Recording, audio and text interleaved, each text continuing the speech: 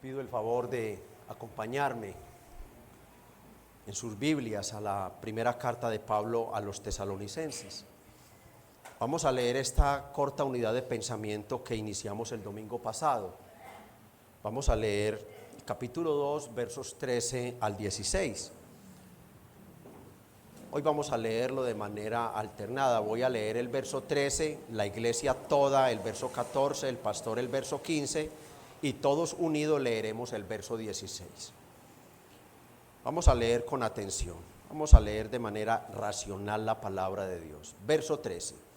Por lo cual también nosotros sin cesar damos gracias a Dios de que cuando recibiste la palabra de Dios que oíste de nosotros, la recibiste no como palabra de hombre, sino según es en verdad la palabra de Dios, la cual actúa en vosotros los creyentes, todos.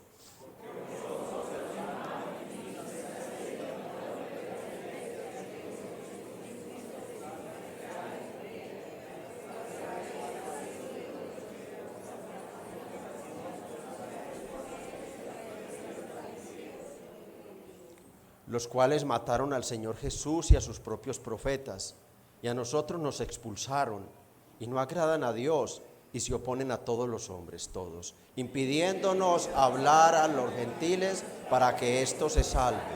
Así colman ellos siempre la medida de sus pecados, pues vino sobre ellos la ira hasta el extremo. Amén. Espíritu Santo, presencia de Dios, sello de parte de Dios y de Cristo en aquellos que han llegado a recibir la verdadera fe, la fe que los lleva a creer que Jesucristo es Dios hecho hombre y que el que no cree en Jesucristo no cree en Dios y por tanto pertenece al infierno, que nos has llevado a tener la fe, Espíritu Santo, de saber que Dios, el Todopoderoso, 3 veces santo y justo, se ha revelado en la persona de Jesús para mostrarnos el camino, el único camino que lleva a la salvación de la ira venidera. Que nos has convencido de que Jesucristo es el único que nos puede librar porque Él recibió la ira estando en la cruz, la ira del Padre como juez, airado con nosotros, pero que todos aquellos que se acogen a Él han sido librados para siempre de la ira venidera. Espíritu Santo, hoy te necesitamos de manera muy particular para poder entender, recibir y aplicar este mensaje a nuestras vidas. Este texto profundo, maravilloso del cual nos vienes hablando. Sé con nosotros, Espíritu Santo. Sé con nosotros. Necesitamos entender más la soberanía de la palabra de Dios. Necesitamos comprender por qué es que cada letra, cada sílaba, cada frase, cada versículo, cada libro es la palabra inspirada de un Dios santo y soberano. Necesitamos ser convencidos de que la Biblia, en cuanto a la palabra en sí, no tiene participación humana, que la palabra hay que recibirla como lo es en verdad la palabra de Dios. Bendícenos y ayúdanos, Espíritu Santo. Te lo suplicamos por los méritos de Cristo y para la gloria del Padre. Amén.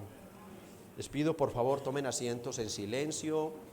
Los que no hayan apagado su celular o lo hayan puesto en modo avión, esto por reverencia primero a Dios, pero también para no ir a distraer a nuestros hermanos, lo hagan. El domingo anterior iniciábamos esta corta sección del capítulo 13 al verso 16, en el cual el apóstol Pablo nos enseña sobre el obrar soberano de Dios por medio de su palabra en las personas que la reciben. Y esta enseñanza la transmite el apóstol Pablo por medio de un contraste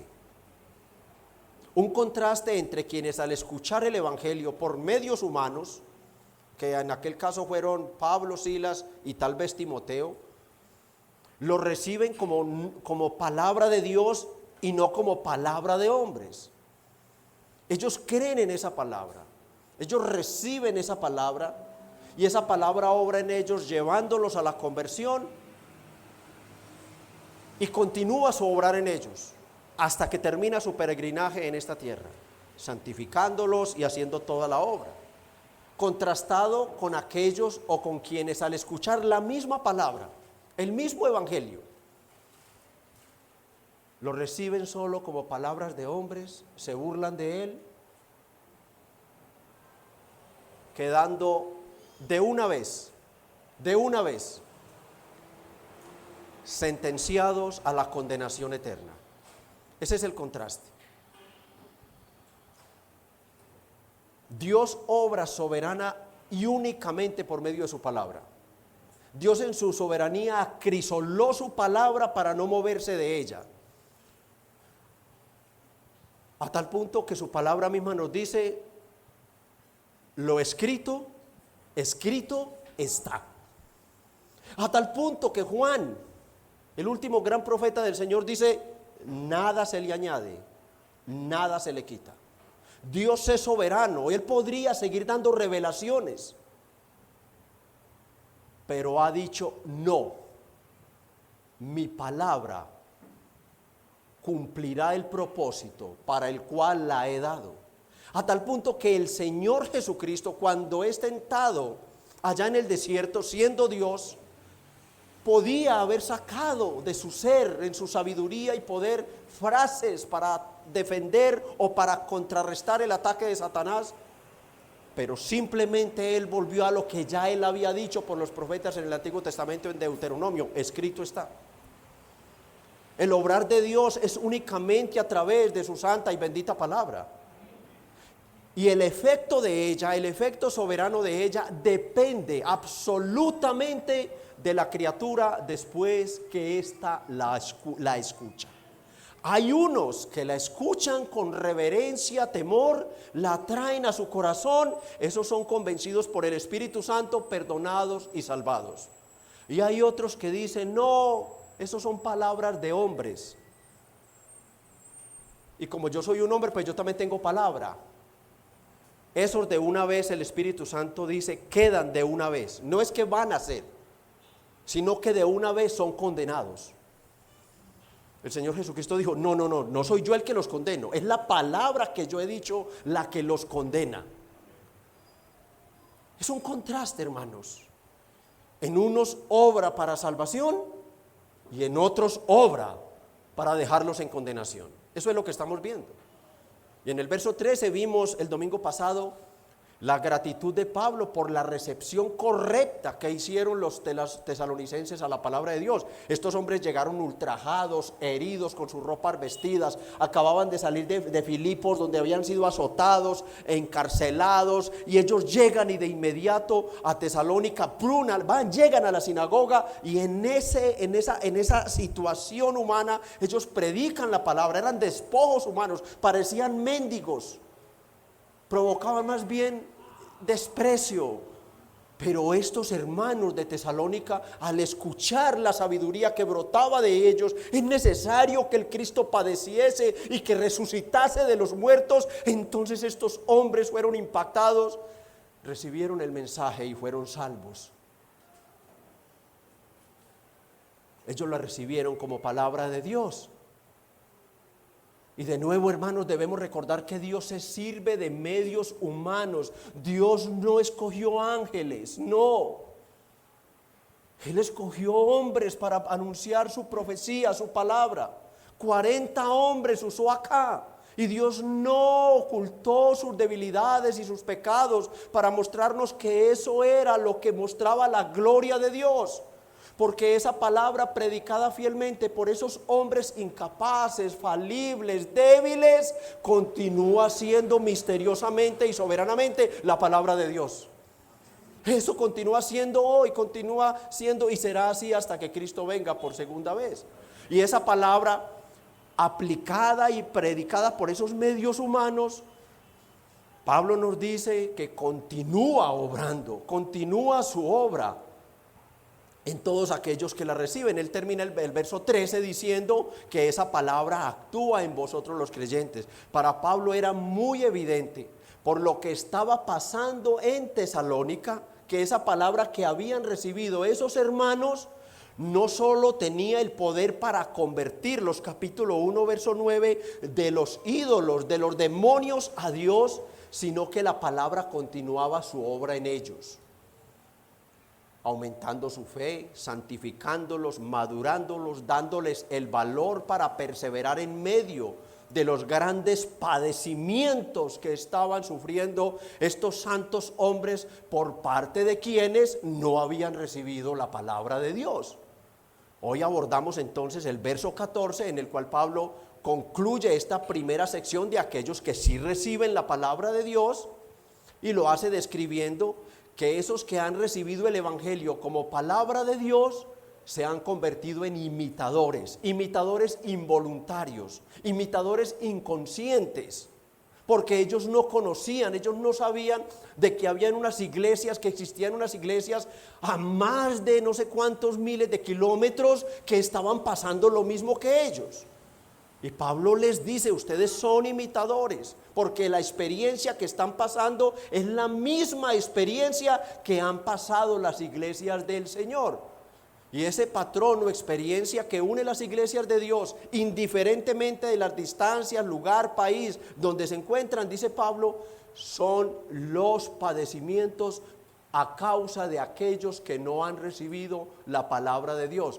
Vuelvan al verso 14, por favor, porque vosotros, hermanos, viniste a ser imitadores de las iglesias de Dios en Cristo Jesús que están en Judea, pues habéis padecido de los de vuestra propia nación. Ahí está el patrón, ahí está la misma experiencia, las mismas cosas que ellos padecieron de los judíos.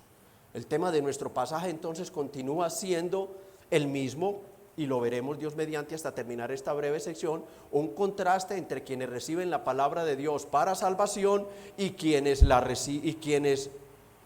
rechazan para su condenación.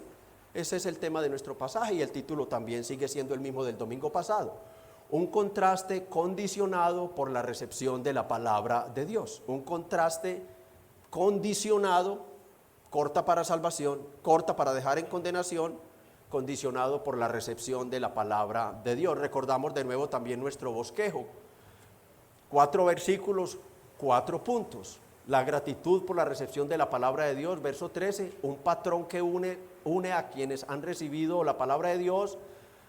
Tercero, el carácter de quienes rechazan la palabra de Dios. Y cuarto, el castigo para quienes no escuchan la palabra de Dios, no la reciben.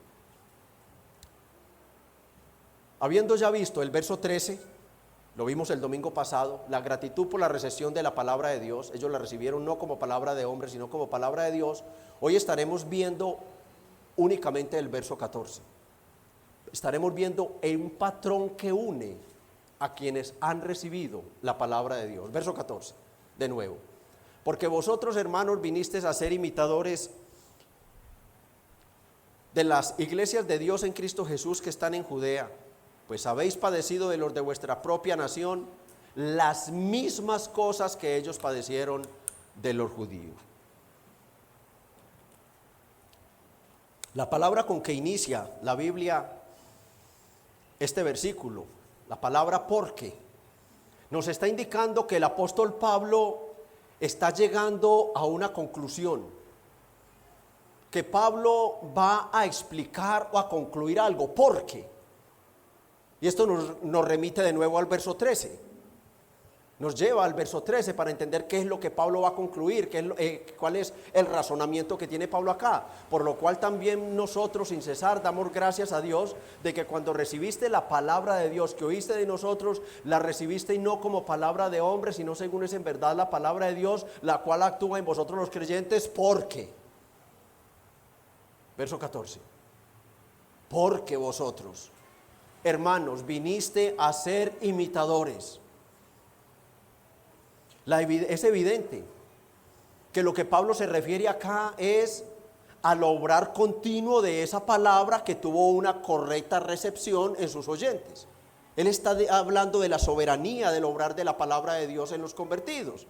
Y la evidencia de ese obrar continuo eran las experiencias que estaban viviendo los hermanos de Tesalónica, ya que eran semejantes a las que vivieron otras iglesias lejos de ellos por haber recibido igualmente que ellos el evangelio como palabra de Dios. Por lo cual Pablo entonces, para animarlos en medio de su lucha, en medio de su conflicto, les dice: ustedes se han hecho imitadores de otras iglesias.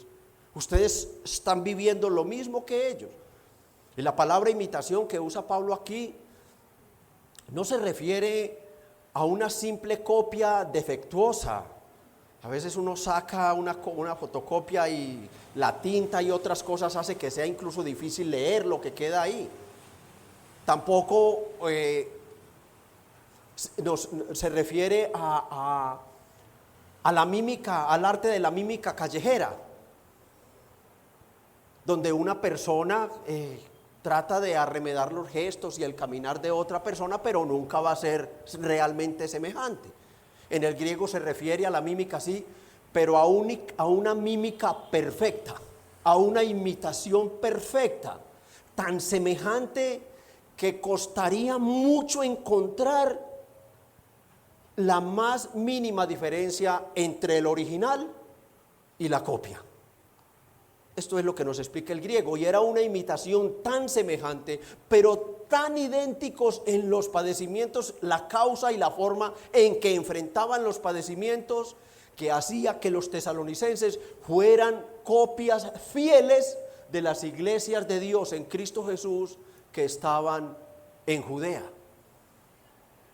Mis amados, el propósito de Dios es conformarnos a la imagen de su Hijo.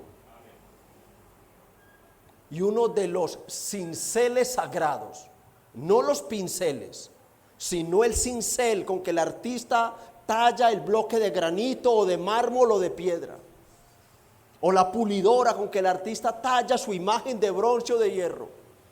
Uno de los cinceles sagrados que Dios usa para santificarnos, para hacernos humildes, son los padecimientos, son las aflicciones.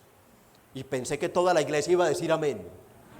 Pero bueno, estoy de acuerdo con el comentarista. El comentarista tenía mucha razón. Tristemente este versículo no gusta mucho. No gusta mucho. No gusta mucho que un predicador le diga a la iglesia, en medio de todo lo que ya vivimos: oiga, hermanos, es que Dios nos creó para sufrir en este mundo. El evangelio de la gracia es eso, es la verdad de Dios. ¿Para qué nos creó Dios en este mundo? ¿Para ser felices y tener todo acá? Salud, dinero, amor, riqueza, todo. No, ahorita veremos que no fue así. No, Cristo no murió para eso, no. El cincel sagrado de Dios son las aflicciones y los padecimientos. Y por tanto nosotros somos llamados, hermanos, a imitar a Cristo no solo en sus virtudes espirituales. No solo somos llamados a imitar a Cristo en su santidad, su pureza, su bondad, su humildad, su amor, su perdón, su paciencia. No, somos llamados a imitar a Cristo en sus padecimientos. A imitarlo en sus padecimientos. Nosotros como cristianos, seguidores de Cristo, discípulos de Cristo, debemos llamar la atención del mundo. No por ser imitadores del mundo, no por querer sobresalir en las cosas que salen los del mundo. No, los cristianos somos llamados a llamar la atención del mundo por imitar a Jesucristo, por dejar claro delante del mundo que somos cristianos, que nosotros hemos entendido que Jesucristo es Dios, y que si nosotros no amamos, nos entregamos y servimos a Jesucristo en esta tierra, Jesucristo no nos aceptará en su cielo, porque Él es Dios. Y por eso es que la Biblia dice: de una vez quedan bajo condenación los que rechazan la palabra de Jesucristo, porque rechazar la palabra es rechazar a Cristo, porque Él es el Logos de Dios. Pedro dice en su primera carta, capítulo 2, verso 21, que Cristo padeció ¿para qué? Padeció por nosotros ¿para qué? Para dejarnos un ejemplo, para que sigamos sus pisadas. Para que sigamos sus pisadas. No tenemos que mirar a nadie más. No, hay unas pisadas que jamás se borrarán, y son esas huellas las que yo debo seguir. Son las huellas de Jesucristo, no las huellas de este mundo en el cual estamos, no las huellas de este sistema, no las invitaciones de este sistema corrupto, de este mundo pagano. No, sino las pisadas de Jesús. Es imitar su vida, sus padecimientos, su sufrimiento, su entrega. Ya Pablo en el capítulo 1, verso 6, en el mismo contexto de los sufrimientos, nos había dicho que los tesalonicenses se habían convertido en imitadores porque ellos habían recibido la palabra en gran tribulación, imitando a los misioneros y a Jesús. De tal forma lo habían hecho ellos que en el verso 7 ellos pasaron de ser imitadores a convertirse, y ese debe ser nuestro estándar, esa debe ser nuestra meta, pasar de ser un imitador a convertirme en un cristiano digno de ser imitado por otros. Esto fue lo que ellos lograron. Ahí está. De tal manera que habéis sido ejemplo a todos los de Macedonia y de Acaya, que han creído, unos hermanos dignos de ser imitados. Pablo nos dice en 1 Corintios 11:1, sed imitadores de mí como yo de Cristo. Bueno, para algunos el estándar de Cristo puede ser muy alto, amén, y es que es imposible que lo vamos a alcanzar. No, lo alcanzamos pero por imputación, porque Dios el Padre lo ha consignado a nuestra cuenta, todo el bien de Cristo, la santidad, la pureza, la bondad, la humildad y todo lo demás. Somos salvos es por sus méritos, pero Pablo dice, como estamos en este mundo, somos sus representantes, entonces tengan ustedes presente que ustedes sí pueden imitar a aquellos más maduros, Pablo, que imitan a Jesús. Entonces imitamos a Pablo, pero de igual manera lo imitamos ¿a qué? En sus padecimientos, en sus aflicciones. En 2 Tesalonicenses 3:7 dice, porque vosotros mismos sabéis, miren esto, de qué manera debéis imitarnos. ¿De qué manera debéis imitarnos? Y la exhortación o llamado mayor, Efesios 5:1, sed pues imitadores de Dios como hijos amados. O sea, hay una regla en la Biblia, hay un llamado en la Biblia, y es que los cristianos tenemos un ejemplo que imitar, tenemos un ejemplo que seguir. Ya estamos en Cristo, ya somos nueva creación. Ahora no miramos todo lo que produce resultados, fama y todos los reconocimientos que busca el mundo. No, nosotros somos gente distinta. Nosotros fuimos llamados y puestos aparte para ser diferentes en este mundo. Nuestras conductas, acciones, reacciones, palabras, nosotros no somos de aquí. Nosotros ya no encontramos cómodo en este mundo. Nosotros estamos como una salchicha en un tarro que no encuentra y que sáquenme de aquí, porque por donde miro yo no veo sino maldad, pecado y desprecio de Dios. Esta no es nuestra ciudadanía está en los cielos. Mi conducta tiene que demostrarlo entonces. Tiene que demostrar que no soy de acá y que el Señor es mi rey y Él reina, Él está sentado en su trono y nosotros debemos desear es estar con el Señor. La imitación debe ser una práctica cristiana donde se replican las virtudes del Señor y de sus santos hasta que todos alcancemos la misma semejanza. ¿La de quién? La de Cristo. Es pues una práctica, es una cadena, hermanos. Ahora en nuestro texto, verso 14a, de nuevo Pablo va a concluir y esta enseñanza sobre la imitación ya no la va a tocar en la carta y recurre de nuevo a la figura del imitador. Nos preguntamos por qué. ¿Cuál es el punto real aquí? Bueno, Pablo lo hace para darles ánimo. Si nosotros no entendemos el contexto, ¿qué vamos a poder aplicar de una lección bíblica? Siempre en el contexto de la audiencia original, siempre, recuerden que nosotros no somos los oyentes originales de la Biblia. No, nosotros no somos los oyentes originales. Habían personas que literalmente estaban viviendo esto que estamos describiendo, lo estaban viviendo. Y Pablo, al darse cuenta por el informe que le trae Timoteo, entonces escribe de esta forma de la imitación para darles ánimo, para motivarles a perseverar en medio de la oposición, al contarles que en otros lugares lejanos existen otras iglesias, otros hermanos, otros creyentes que estaban pasando por los mismos padecimientos que ellos, por la misma causa que ellos, amar a Jesucristo. Entonces Pablo les está diciendo, adelante mis hermanos, que su imitación es coherente con la fe que manifiestan en el Evangelio sus hermanos de todo el mundo. Es coherente con la fe, lo que les está pasando es coherente, aquí no hay nada raro. Aquí no hay nada extraño. La Biblia nos enseña, hermanos, que hay marcas exclusivas que unen al cristianismo. Y al unir al cristianismo lo diferencian del resto de la humanidad. Lo diferencian del resto de la humanidad sin importar dónde se encuentren. Por ejemplo, Romanos 8, 28 al 30 nos habla de unas personas que fueron elegidas por Dios, que fueron predestinadas por Dios, que fueron llamadas con llamamiento eficaz por Dios, que fueron santificadas por Dios y que llegaron a tal punto de ser glorificadas por Dios.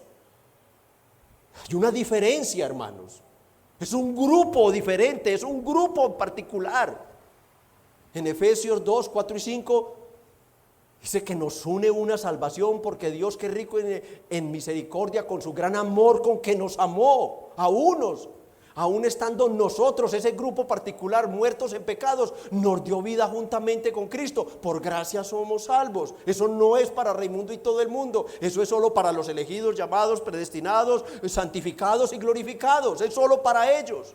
Dios es un Dios de exclusividad en la salvación. Efesios 1:13 nos dice que Él nos selló con el Espíritu Santo.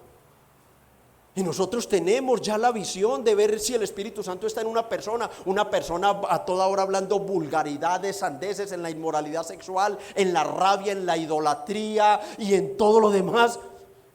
Inmediatamente nosotros decimos, no tiene el Espíritu Santo, porque el Espíritu Santo lo guía a toda ¿qué? A toda verdad. Y si Dios dijo no tengas imágenes en tu casa, el Espíritu Santo no le va a permitir, no le va a dejar tener una estampita y decir que es la Virgen, como si la Virgen le hubiera servido de modelo a un escultor o a un fotógrafo para que la pintara o la fotografiara. No, el Espíritu Santo lo llena de motivos, de razones espirituales, y inmediatamente rompe eso y lo echa al fuego. Ya sabe que eso no tiene ningún poder, no hace ni bien ni mal. El sello del Espíritu Santo es una marca particular en los creyentes. Lo lleva a odiar lo que Dios odia y a amar lo que Dios ama. Dios odia el pecado, cualquier clase de pecado. Ama la santidad, ama la verdad, ama la justicia. Marcas particulares. Por medio de ellas, ¿qué hace el Espíritu Santo? Decirnos, identifícate si eres salvo. Identifícate si eres un convertido. Efesios 4, del 3 al 6, solícitos en guardar la unidad del Espíritu en el vínculo de la paz. Unidad estamos hablando, un cuerpo y un espíritu, como fuiste también llamados a una misma esperanza de vuestra vocación. Un Señor, una fe, un bautismo, un Dios y Padre de todos, el cual es sobre todos y por todos y en todos. Los cristianos son particulares. Son el pueblo de Dios, el remanente de Dios, la iglesia de Dios, el cuerpo de Cristo. Son gente distinta. Ellos han sido llenos de unas marcas que los diferencian del resto, de papá si no es creyente, de mamá si no es creyente, de la abuelita si no es creyente, de los hijos, del vecino. Lo diferencian. No podemos decir que no, porque es Dios el que lo está diciendo. Como creyentes son más las cosas espirituales y eternas que nos unen que aquellas cosas humanas que nos separan. Pero triste y vergonzosamente existe una realidad. Por nuestro remanente de pecado, a veces permitimos que esas bagatelas humanas, porque son bagatelas porque de sí se van a acabar, esas bagatelas, esas insignificancias humanas tengan más poder que lo espiritual. Y permitimos que hayan divisiones en las iglesias, que alguien se crea superior a otro porque tiene algo, estudio, dinero, posesión, conocimientos, títulos, lo cual delante de Dios es menos que nada, porque desnudos vinimos a este mundo y desnudos saldremos de él. Y lo que tú tienes, lo que has conseguido, porque el apóstol Pablo dijo, todo lo he dado por basura. Pablo dice, no le voy a prestar tanta atención a eso, no, yo todo lo he dado por basura con tal de ganar a Cristo. Le prestamos tanta atención a eso, mis hermanos. No, prestémosle atención a lo eterno, a lo que realmente tiene valor y grandeza, que viene de Dios. Dios nos ha dado unidad en medio de la diversidad, mis amados, y debemos considerarla y valorarla. Dios nos ha dado unidad en medio de la diversidad. En Cristo todos somos ¿cuántos? Uno. Uno, mis hermanos. Y dentro de esas marcas, Dios nos dio otra marca.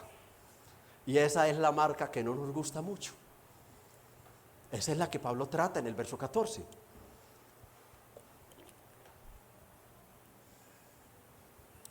Dios nos ha dado otra marca, que algunos cristianos, y además es el cristianismo de hoy, no, porque es que ellos son hijos del rey. Al ser hijos del rey, entonces ellos son príncipes. Y los príncipes han heredado todo del rey. Entonces usted no se puede enfermar, usted no puede tener escasez de dinero, usted tiene que tener todo porque usted es hijo del rey, usted es príncipe. Entonces ellos creen, yo creo que crean pues porque lo enseñan, y la iglesia, sus iglesias lo creen, que ellos no tienen por qué padecer absolutamente nada en este mundo. No, a ellos no les ha resplandecido la luz para creer que Jesucristo vino a este mundo en humillación, haciéndose hombre en las entrañas de la bienaventurada Virgen María, vivir 33 años bajo el peso de la ley, morir en una cruz, ser sepultado, resucitar y ascender al cielo, no para que tuviésemos todo en este mundo, sino para librarnos de la ira venidera. ¿Para qué hizo Cristo todo? Para salvarnos, mis hermanos, de la ira del Padre, para librarnos de la condenación. No lo hizo para ofrecernos salud, no. Este cuerpo es malo. Y Dios es tan bueno que son muchas más las semanas que pasamos con salud que las que pasamos enfermos. Pero lo que mereceríamos era estar a toda hora enfermos por nuestro pecado, por nuestro orgullo, rebeldía, desobediencia, ingratitud. Se pasa de bueno Dios con nosotros, hermanos. Él ha prometido que incluso un hijo suyo no mendigará pan, pero merecíamos estar mendigando pan. Antes tenemos de sobra en la casa. Porque no solo tenemos el arroz y el huevo, también tenemos muchas veces el maduro para la tajada. ¿Ah? Nosotros, hermanos, creemos es este evangelio, este. Cristo murió para darnos salvación y vida eterna. Nuestras riquezas no están en este mundo, nuestra herencia no está en este mundo, las riquezas de nosotros son espirituales. Pablo lo resumió diciendo en Efesios 1:3, bendito sea el Dios y Padre de nuestro Señor Jesucristo, que nos bendijo con toda bendición espiritual en los lugares celestiales en Cristo. Es donde Él sabe donde vamos a necesitar esa herencia eterna, es en la eternidad, es allá donde nosotros tendremos, hermanos, la vida verdadera, la salud verdadera, la riqueza verdadera, el amor verdadero, la unión verdadera y todo lo demás perfecto y eterno, no en este mundo, mi hermano.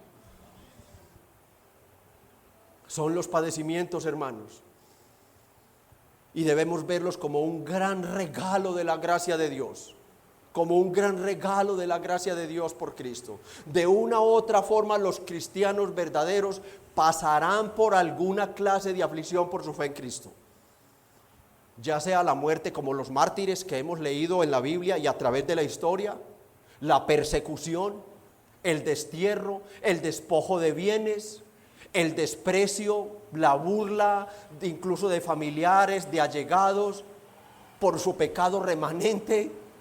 Pero de una u otra manera el verdadero cristiano vive en alguna clase de aflicción constante, y a veces esas aflicciones Dios por su amor las lleva a un estándar más alto. Las lleva a un estándar más alto. Cuando desobedecemos, ¿qué pasa? Cuando desobedecemos una sola sílaba, una sola palabra, siendo verdaderos padres, siendo verdaderos hijos, ¿qué hace Dios como verdadero padre? Si su hijo desobedece, lo disciplina, lo castiga, y si está muy durito, ¿qué hace con él? Lo azota, le quita todo lo que tiene, para que sepa de quién es que depende y quién es el que manda, mis hermanos. Porque nuestro Dios gobierna, Él gobierna, y de manera especial gobierna sobre su pueblo.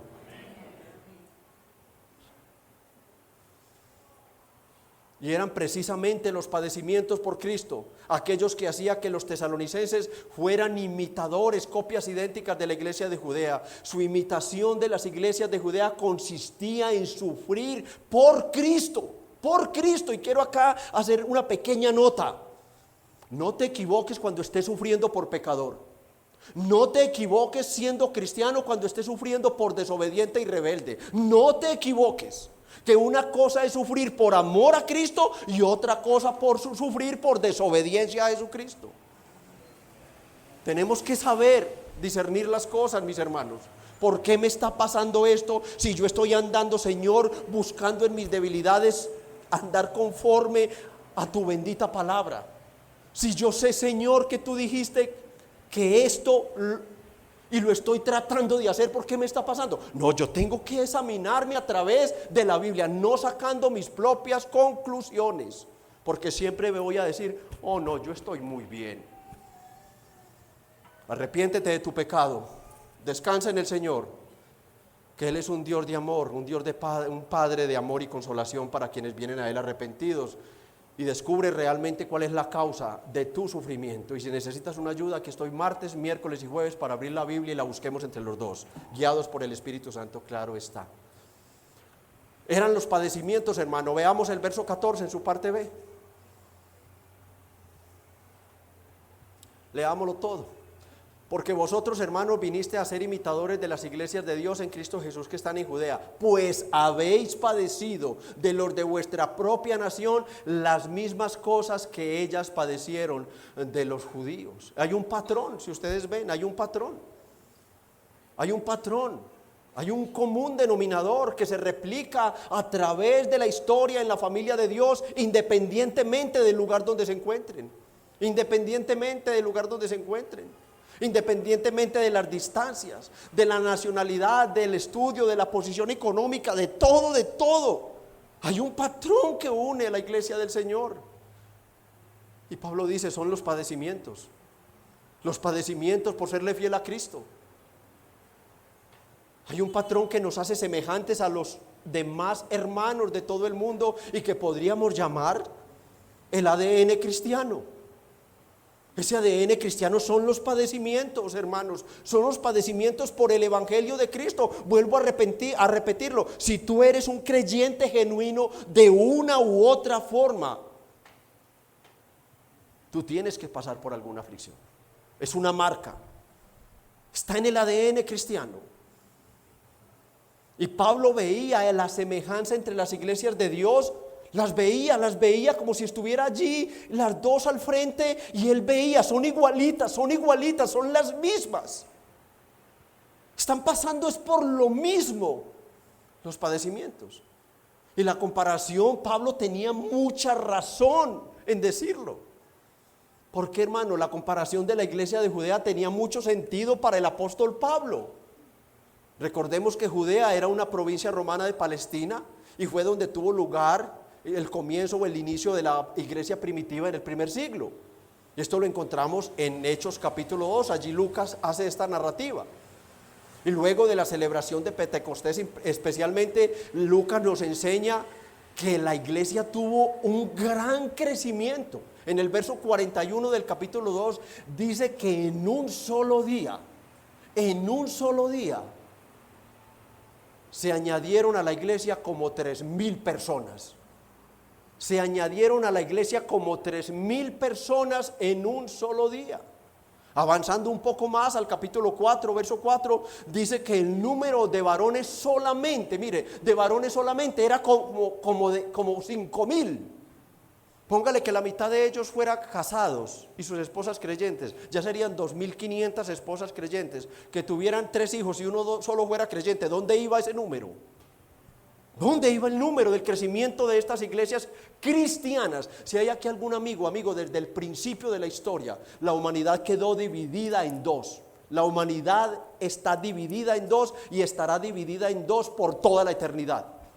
Por toda la eternidad. Los cristianos, la religión que enseña Dios, que enseña Jesucristo a través de la Biblia, que confirmaron los apóstoles con su muerte, amigo católico romano que estás aquí, es la religión cristiana evangélica. Esa es la religión. Jesucristo es Dios hecho hombre, y si no crees en Jesucristo, tú te quedas sin Dios para siempre y experimentarás la ira de Dios en el infierno para siempre. Dividida la humanidad, ya está dividida.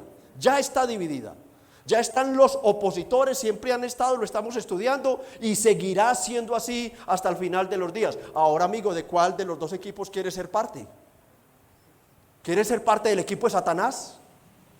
Pues con Satanás te irás al infierno. ¿Quieres ser parte del equipo de Jesucristo? Cree la palabra, arrepiéntete de tus pecados, entrégate a Jesucristo que es Dios y vivirás eternamente con Jesucristo en el cielo primeramente y luego en la tierra nueva. Amados hermanos, pero ¿qué pasó después que toda esta acción del Espíritu Santo llevó que creciera la iglesia? Que pronto se levantó contra ella una violenta persecución por parte de los judíos no creyentes y sus autoridades. Y Pablo sabía muy bien lo brutal que había sido dicha persecución. ¿Por qué? Porque Pablo la vivió en carne propia. Pablo desde el inicio fue perseguido, azotado, fue humillado. Pastor, no diga eso, que es mentira. Es que es mentira, hermanos. No, Pablo desde el principio no fue ese, mis hermanos. Pablo conocía en carne propia lo violenta que había sido esta persecución, porque él fue el perseguidor. Él fue el azote de los cristianos del primer siglo. Él fue el azote de la iglesia naciente. En su vida de ignorancia hizo parte del mismísimo ejército de Satanás contra los cristianos. En Hechos 7, 58 al 60, de manera especial, Lucas narra que por su celo a la tradición judaizante y echándole fuera de la ciudad le apedrearon, y los testigos pusieron sus ropas a los pies de un joven que se llamaba Paulos, y apedreaban a Esteban mientras él invocaba y decía: Señor Jesús, recibe mi espíritu. Y puesto de rodillas clamó a gran voz: Señor, no les tomes en cuenta este pecado. Y habiendo dicho esto, murió. Ahí estaba Pablo diciendo: mátenlo por cristiano, mátenlo por cristiano. Y como si fuera poco, Lucas continúa su narrativa diciendo en Hechos 8 del 1 al 3: y Saulo consentía en su muerte, en la muerte de Esteban. Y en aquel día hubo una gran persecución, ¿encabezada por quién? Por Saulo, por Pablo, contra la iglesia que estaba en Jerusalén, y todos fueron esparcidos por las tierras de Judea y Samaria, salvo los apóstoles. Y hombres piadosos llevaron a enterrar a Esteban e hicieron gran llanto por él. 3, y véanlo ahí. Y Saulo asolaba a la iglesia, y entrando casa por casa arrastraba a los hombres, a mujeres, y los entregaba en la cárcel.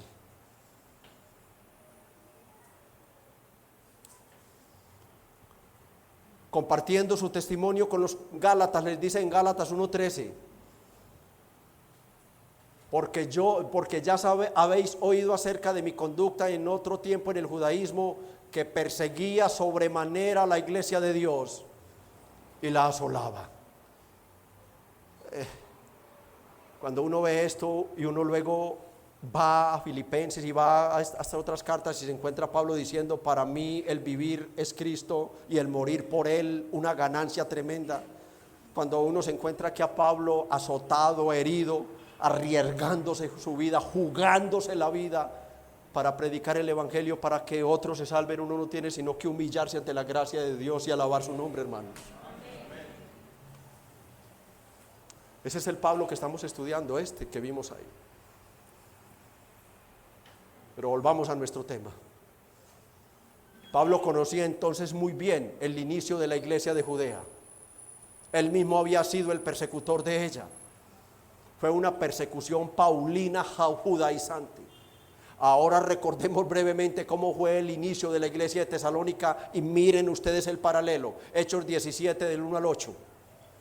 Pasando por Anfípolis, acabado de ser libre y azotado en Filipos, Pablo llega y pasa por estas regiones. Llegan a Tesalónica, a una sinagoga de los judíos, y Pablo, como acostumbraba, fue a ellos y por 3 días de reposo discutió con ellos, declarando y exponiendo por medio de las escrituras que era necesario que el Cristo padeciese y resucitase de los muertos, y que Jesús, a quien yo os anuncio, decía él, es el Cristo. Y algunos de ellos creyeron y se juntaron con Pablo y con Silas, y de los griegos piadosos gran número, y mujeres nobles no pocas. ¿Qué pasó? ¿Qué pasó? Sosténlo ahí. ¿Qué pasó en el inicio de la iglesia de Judea? Una gran conversión. Una gran conversión. 3,000 por aquí, 5,000 por aquí, luego la persecución. Y algunos de ellos creyeron. Entonces, y algunos de ellos creyeron y se juntaron. Ahí está. Mire, gran número, y de mujeres nobles no pocas. 5. Entonces, vean lo que pasó, miren el paralelo. Entonces los judíos que no creían, teniendo celos, tomaron consigo algunos ociosos, hombres malos, y juntando una turba, alborotaron la ciudad, y asaltando la casa de Jasón, procuraban sacarlos al pueblo. Pero no hallándolos, trajeron a Jasón y algunos hermanos ante las autoridades de la ciudad, gritando: estos que trastornan el mundo entero también han venido acá. A los cuales Jasón ha recibido, y todos estos contravierten los decretos de César, diciendo que hay otro rey, Jesús. Y alborotaron al pueblo y a las autoridades de la ciudad, oyendo estas cosas. Si se pueden dar cuenta, vemos, hermano, que Pablo tenía mucha razón al decir: ustedes son igualitos a ellos. Ustedes están pasando por las mismas cosas. De una iglesia él había sido el causante de la persecución, de la otra iglesia él se había jugado la vida por establecer la iglesia, y era testigo de los padecimientos que tenían estos hermanos, precisamente por aquellos que no creían la palabra como él no la había creído. Pablo era testigo de ambos comienzos, y resalta Pablo acá que así como los creyentes judíos recibieron ataques de los judíos no creyentes en Judea, asimismo los gentiles de Tesalónica recibieron el ataque de los gentiles, o sea, de los de su propia nación. Y es interesante aquí algo, porque al inicio hemos leído en el verso 5 del capítulo 17 de Hechos, que al principio fueron los judíos los que encabezaron la rebelión, pero luego de que Timoteo es enviado por Pablo y trae el informe, Timoteo se encuentra de que no, que ya la población no creyente, la población, los mismos gentiles eran los que estaban persiguiendo, los que estaban acosando y los que estaban impidiendo que se predicara el evangelio. Entonces los judíos que no creían. Pero pasados unos días Timoteo se da cuenta, hermano, que eran los de su misma nación. Y creo que Pablo acá está resaltando algo, hermanos, que la depravación total alcanzó a toda la raza humana, que esto no era solo para los judíos, sino que el pueblo gentil, gran parte del pueblo gentil, así como lo habían hecho los judíos, también rechazarían al Mesías. Que los gentiles, después de esa gran oportunidad, de esa gran puerta que se les abrió, los gentiles también se levantarían contra el ungido de Dios. Ambos pueblos. Juan 15:18. No, más bien primero, hermanos, esta persecución fue anunciada por el Señor Jesús. Fue anunciada por el Señor Jesús en Juan 15:20. Él dijo a sus discípulos: acordaos de la palabra que os he dicho, el siervo no es mayor que su Señor. Si a mí me han perseguido, también a vosotros os perseguirán. Si han guardado mi palabra, también guardarán la vuestra. Juan 15:18. Si el mundo os aborrece, sabed que a mí me aborreció primero. Por eso para nosotros, hermanos, y para todos los cristianos que han alcanzado algún grado de madurez, es ilógico que pretendamos vivir como intocables en este mundo. Es ilógico, hermanos. Es una doctrina equivocada. Me quiero poner por encima de los decretos de Dios. Recuerde que la palabra de Dios es decretiva, que con la palabra de Dios no hay forma de negociar. No hay forma de que yo la pueda acomodar a mi antojo. No, hermanos. Y es ilógico que pretendamos vivir en este mundo como si no pasara nada, que no nos puede pasar nada. Nadie nos puede fallar, nadie nos puede burlar, nadie nos puede decir hoy sí, no, mañana no te doy el trabajo, no tienes trabajo, no, ¿por qué? No tengo por qué ponerme a preguntar nada. Si yo descanso en la soberanía de Dios, Dios está en control de mi destino.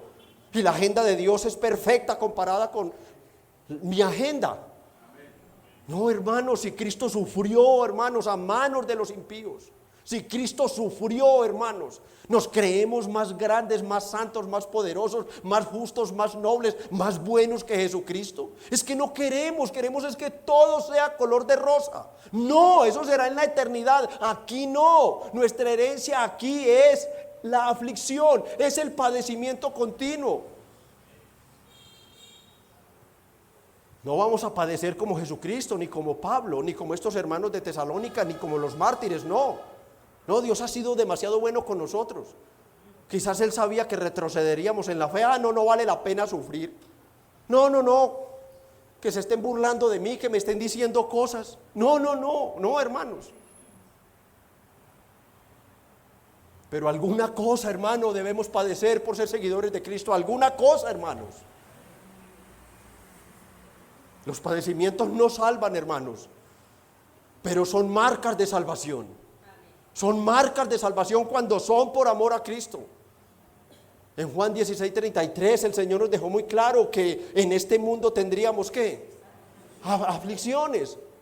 Así que no tenemos por qué sorprendernos cuando éstas lleguen.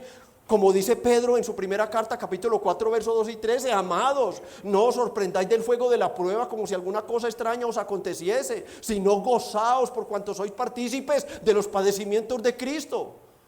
En ese mismo sentido, Pablo dijo a los Filipenses 1:29, porque a vosotros os ha concedido gracia, favor inmerecido, honra, bendición. Os ha concedido a causa de Cristo, no por ser fornicarios, adúlteros, borrachos, mentirosos, tramposos, ladrones, idólatras, no, sino a causa de Cristo.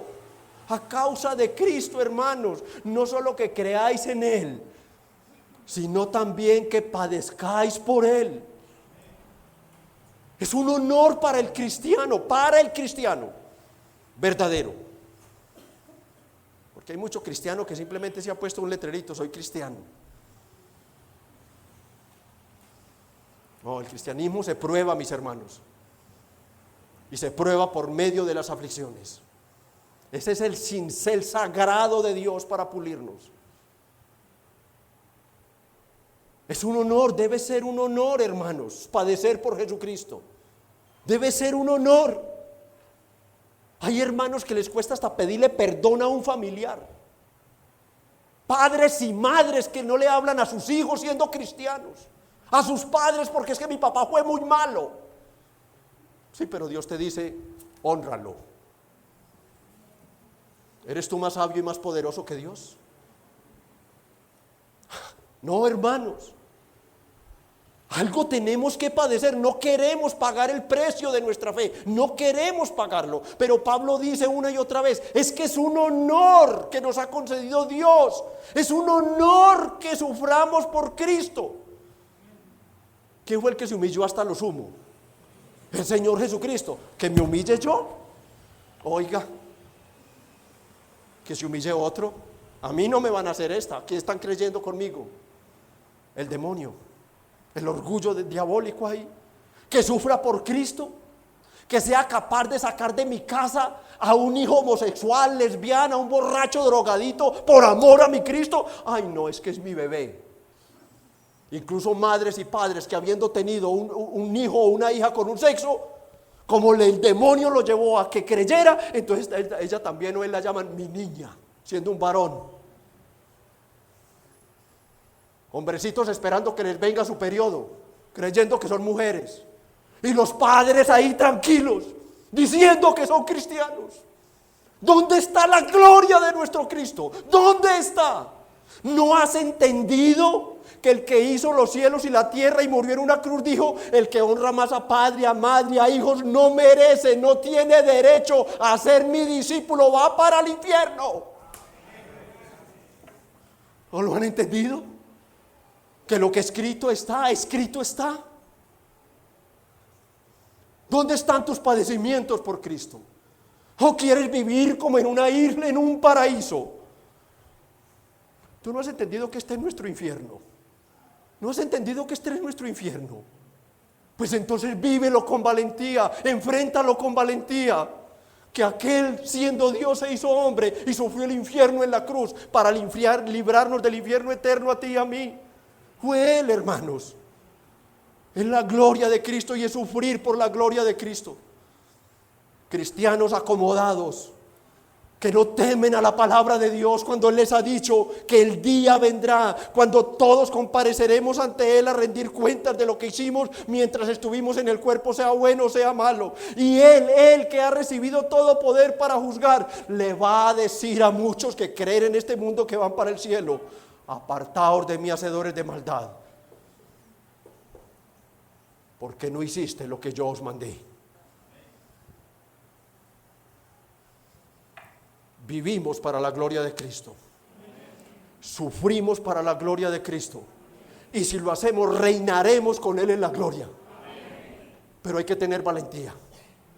Hay que tener valentía, mis hermanos.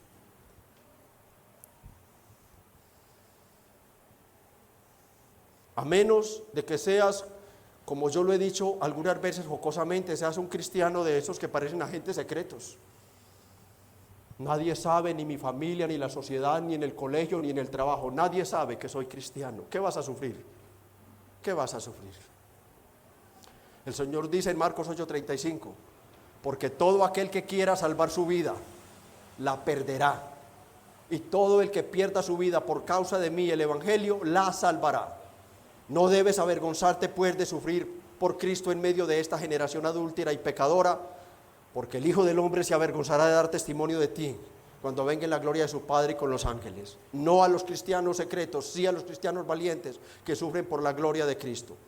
Amados hermanos, no buscamos las aflicciones, pero debemos estar preparados para cuando éstas lleguen, porque llegarán. Y cuando lleguen debemos aceptarlas con gran gozo como un regalo de la gracia y el amor de Dios.